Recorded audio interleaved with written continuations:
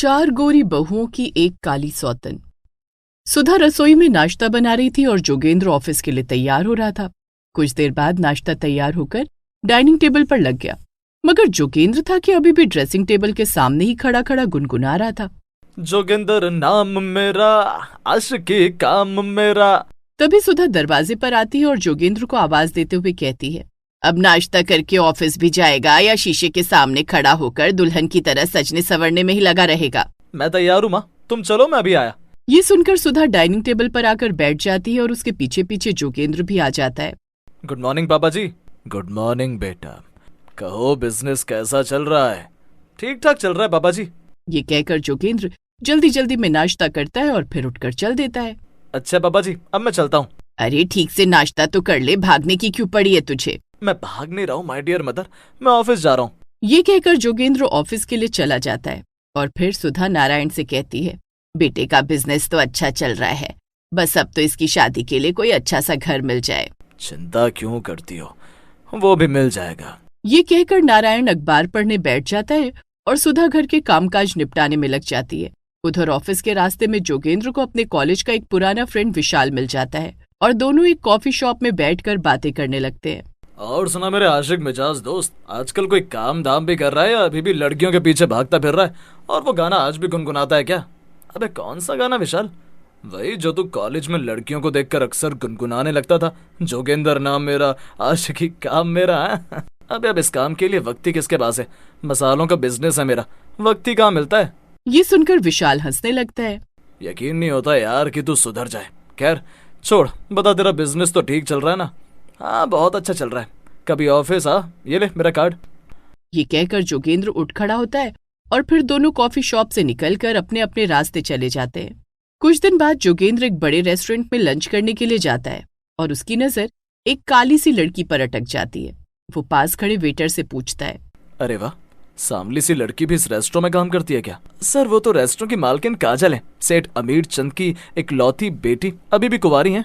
जोगेंद्र आशिक मिजाज तो था ही, साथ में लालची भी बहुत था, इसलिए काजल को देखते ही उसको दहेज के बंगले, कोठी, कार और धन दौलत के सपने आने लगते हैं। काली है तो क्या हुआ, धन दौलत वाली तो है ना, क्यों ना इससे शादी का जुगाड़ बैठा लूं। अगर शादी हुई तो समझो मेरी तो लॉटरी लग जाएगी। ये सोचकर जोगेंद्र की खुशी की तो जैसे कोई सीमा ही नहीं रहती और वो अपना वही कॉलेज के जमाने का गाना गुनगुनाने लगता है। जोगेंद्र नाम मेरा, आशिकी काम मेरा। क्या हुआ साहब, कुछ याद आ गया क्या? अब कुछ नहीं, तुम ये 500 रुपए की टिप रखो और मजे करो। उस दिन के बाद तो जोगेंद्र पर जैसे काजल से शादी करने की धुन ही सवार हो जाती है। वो कुछ ही दिनों में काजल के साथ साथ सेठ अमीरचंद को भी शीशे में उतार लेता है। बेटा मुझे तेरे जैसे लायक लड़के से काजल की शादी करने से कोई एतराज नहीं। थैंक यू पापा जी, मैं काजल को हमेशा खुश रखूंगा। बस मेरे लिए इससे बड़ी खुशी की बात तो कोई हो ही नहीं सकती। बस फिर क्या था, कुछ ही दिनों में सबकी सहमति से काजल और जोगेंद्र की शादी हो जाती है। मगर जैसे ही काजल शादी के बाद ससुराल में पैर रखती है, जोगेंद्र और सुधा दोनों माथा पीटने पर मजबूर हो जाते हैं। तू तो कहता था बेटा कि बहू काली बेशक है, पर दहेज में जो मिलेगा सबकी आंखें खुली की खुली रह जाएंगी। यहाँ तो दहेज के नाम पर 2-4 कपड़े और घर का साधारण सा सामान ही मिला है। अब मैं क्या बताऊं माँ, इसके बाप ने हमारे साथ इतना बड़ा धोखा क्यों किया? बेटा इसके बाप ने कोई धोखा नहीं किया, काजल सेठ अमीर चंद की मुंह बोली बेटी है, सगी बेटी नहीं। ये बात सेठ जी ने मुझसे पहले ही बता दी थी, मगर काजल लायक लड़की है, इसीलिए मैं चुप रहा। लो खा गया ना धोखा, अब भुगत बेटा। अरे माँ, तेरा बेटा ऐसे हार मानने वालों में से नहीं है, घर में नौकरानी भी तो चाहिए होती है, इसे वही समझ लो।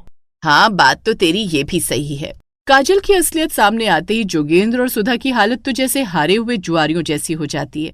बेटा कुछ तो करना पड़ेगा। अरे माँ घबराती क्यों, बिना दहेज वाली काली बहू की जगह दहेज वाली गोरी बहू भी तो आ सकती है ना।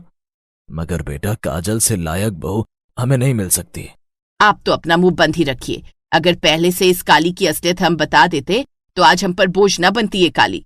बस फिर क्या था, सुधा और जोगेंद्र उसी दिन से काजल से नफरत करने लगते हैं। सुधा काजल को लेकर शादी की कोई रस्म भी पूरी नहीं करती। वो काजल को कामवाली की तरह सीधे झाड़ू पोछे के काम पर लगा देती है। आज से घर के सारे काम तू ही करेगी, और सुन, खुद को कभी इस घर की बहू मत समझना, कामवाली ही समझना। पर मैं इस घर की बहू तो हूं ना माँ जी, मैं आपके बेटे से शादी करके इस घर में आई हूँ। शादी करके इस घर में आई है तभी तो तुझे इस घर में रख रहे हैं, नहीं तो लात मार कर ना भगा देता। शर्म कर बेटा, बहू के साथ बहुत बुरा कर रहे हो तुम दोनों, देखना एक दिन पछताओगे। पछता तो हम अभी से रहे हैं। पता नहीं मेरे बेटे से ऐसा कौन सा पाप हो गया था जो ऐसी काली बहू गले पड़ गई।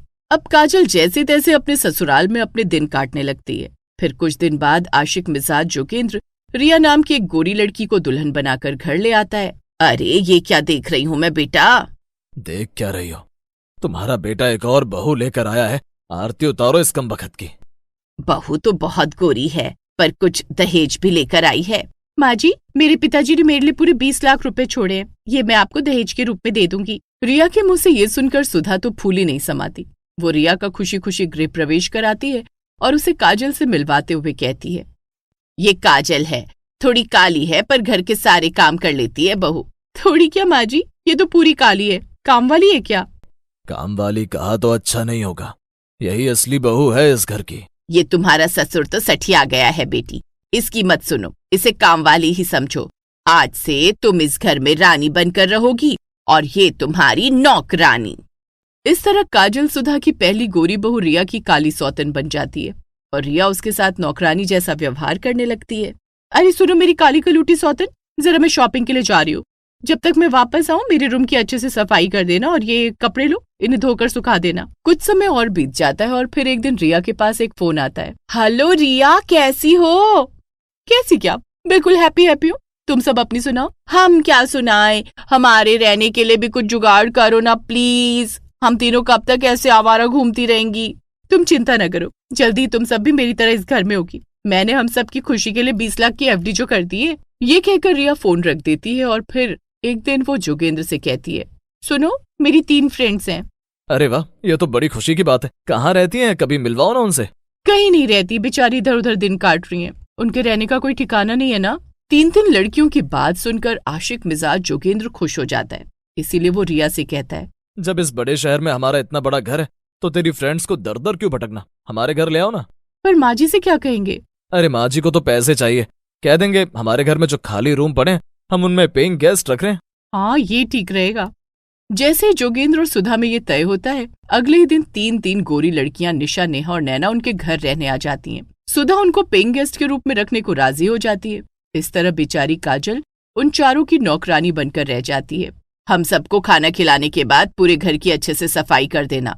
सुन लिया माँ जी ने क्या कहा, सफाई अच्छे से करना। जोगेंद्र आशिक मिजाज तो था ही, इसीलिए निशा, नेहा और नैना को देखते ही उन पर भी लट्टू हो जाता है।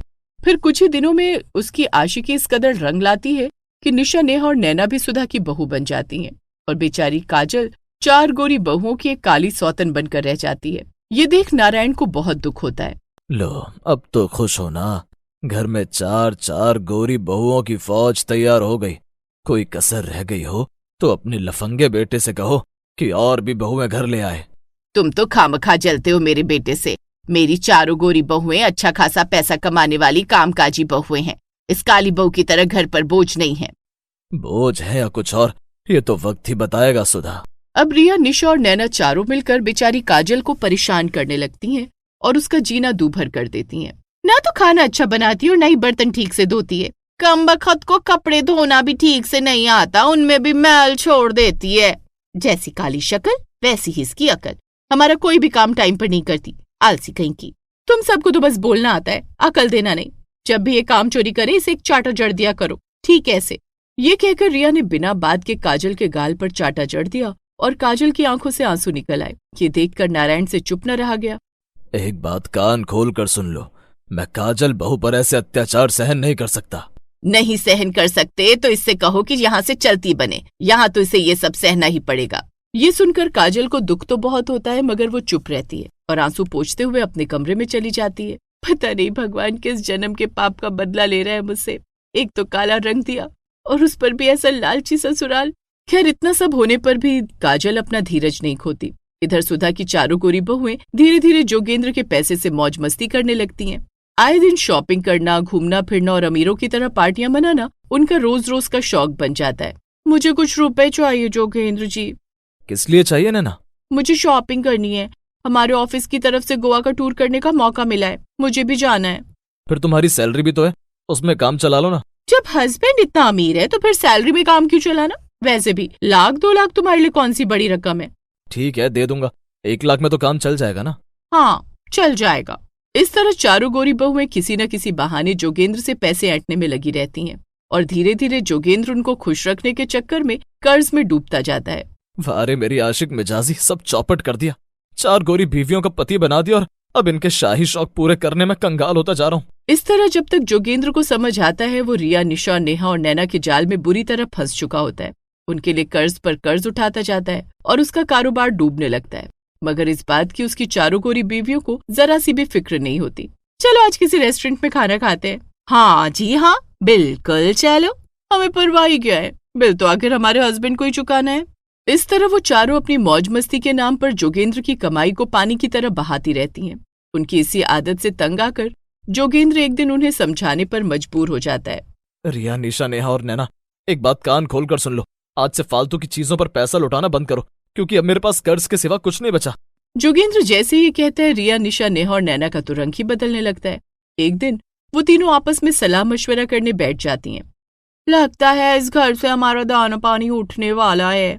अब पंछियों के उड़ने का समय आ गया है। अरे अभी थोड़े दिन और रुको, इतनी भी क्या जल्दी है? अभी तो जोगेंद्र को ही लुटाए, घर में रखा माल भी तो लूटना है। तेरे 20 लाख का क्या होगा रिया? उसकी चिंता तुम मत करो, वो भी हमारे साथ ही जाएंगे।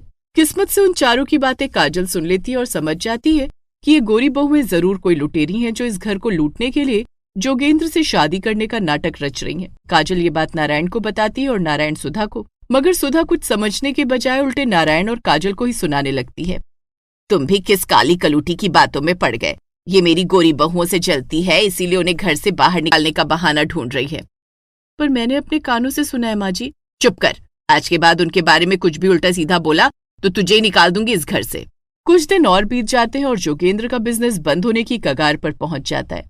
उसे पैसों की जरूरत पड़ती है और वो इस बारे में सुधा से बात करता है तो सुधा उसे तसल्ली देते हुए कहती है, तू चिंता ना कर बेटा, तेरे लिए मेरे पास बहुत पैसे हैं, मैं तुझे कल ही पैसे दे दूंगी, पर अब बिजनेस पर कुछ ज्यादा ही ध्यान लगाना होगा तुझे। ठीक है माँ। मगर अगले दिन जैसे ही सब सोकर उठते हैं, रिया, निशा, नेहा और नैना घर से गायब मिलती हैं और घर में रखे सारे जेवर और पैसे भी गायब होते हैं। हाय, मैं लुट गई। मुझे क्या पता था जिन्हें मैं अपनी बहुएं समझ रही थी वो चारों लुटेरी थी। तुझे काजल बहू ने उसकी असलियत बता तो दी थी, पर तू किसी की सुने तब ना। इस घटना के बाद जोगेंद्र रिया, निशा, नेहा और नैना के खिलाफ पुलिस में रिपोर्ट कराता है तो पुलिस अफसर उनकी फोटो देखते ही उन्हें पहचान लेते हैं। अरे तो रिया, निशा, नेहा और नैना है। जानते हो मिस्टर जोगेंद्र, ये चारों सगी बहनें हैं और इनका काम लोगों को शादी के बहाने फंसाकर उनको लूटना है। शादी तो इनके लिए बस ड्रामा है, ड्रामा। ये सुनकर तो जोगेंद्र पूरी तरह से टूट ही जाता है और अपनी गलतियों पर पछताने लगता है। इधर सुधा की अक्ल भी ठिकाने आ जाती है। जोगेंद्र के बिजनेस पर ताला लगने ही वाला होता है कि तभी सेठ अमीरचंद के घर से उनके लिए एक अच्छी खबर आती है। सेठ अमीरचंद जी ने अपनी जायदाद से 30 करोड़ की प्रॉपर्टी काजल के नाम की है। काजल, इन कागजों पर हस्ताक्षर कर दो बेटी। ये 30 करोड़ की प्रॉपर्टी मिलते ही काजल, सुधा और जोगेंद्र के लिए भगवान का रूप बन जाती है। वो दोनों काजल से अपनी गलतियों की माफी मांग लेते हैं और काजल उन्हें माफ कर एक नई और खुशहाल जिंदगी की शुरुआत करती है।